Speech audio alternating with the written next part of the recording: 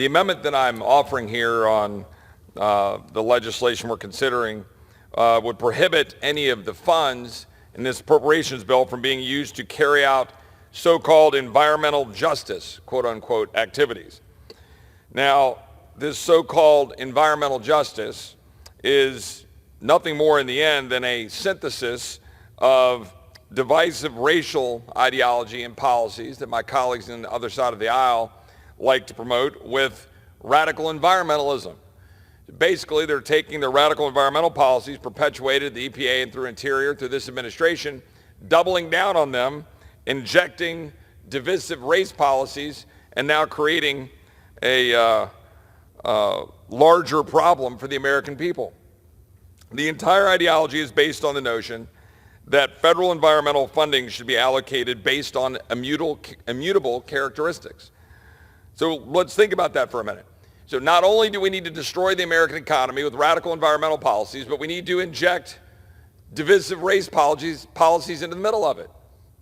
That's where we are.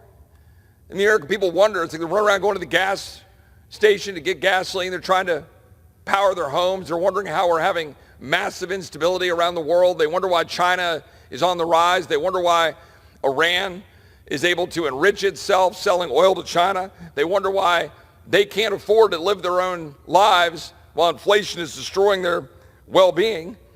And now we're injecting race into the middle of it all.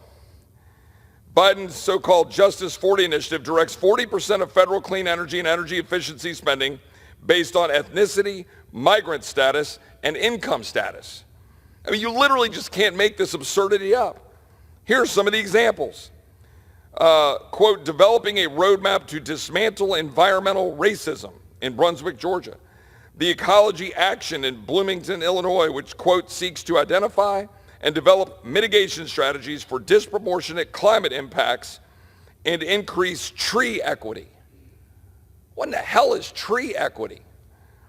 Quote, supporting summer high school environmental internships in Milwaukee, Wisconsin to build climate resilience and connect mainly young people of color to life skills and environmental sector career pathways.